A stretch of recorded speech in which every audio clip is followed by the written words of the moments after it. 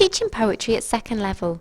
This session aims to provide an overview of the poetry reading programme as outlined in North Lanarkshire's second level active literacy pack. This guidance should be read as part of a package which also contains fiction and critical analysis guidelines. This section of the pack includes a selection of poems which should be read and analysed to give pupils a deeper understanding of the poet's intent. The 6 comprehension strategies should be applied to these poems, and it is important that pupils understand that these are applicable to all texts, not just fiction or non-fiction texts. The Stage 4-5 pack contains a poetry section, and it is anticipated that pupils will have had prior experience of these poems and how the 6 comprehension strategies apply. There are 10 poems in the second level pack. Poem number 1 is called Future Past by Judith Nicholls.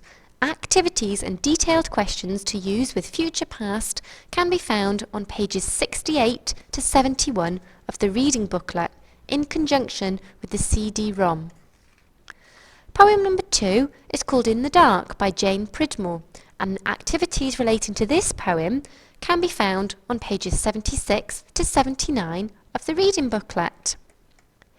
South of My Days by Judith Wright looks at a variety of different activities. Some of the language activities that could be explored with this poem are use of punctuation, hyphenated words, words with apostrophes and unusual verbs.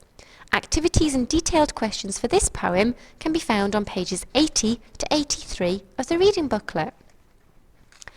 Night Bombers is a poem by Anon, and one of the key questions for this is, what does Anon mean? Further details of activities that can be used in conjunction with Night Bombers can be found on pages 84 to 87 of the reading booklet. Kit Wright's The Magic Box can be found on pages 92 to 95 of the reading booklet, and this poem makes particular use of alliteration.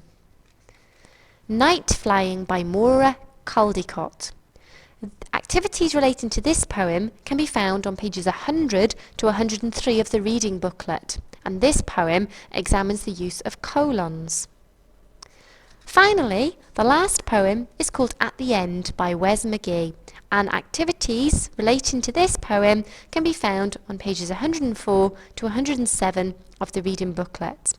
This poem, at the end of the school day, examines similes and metaphors and also looks at personification.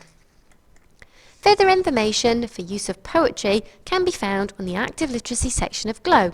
Exemplar lessons can be found on the Curriculum Support Team's blog.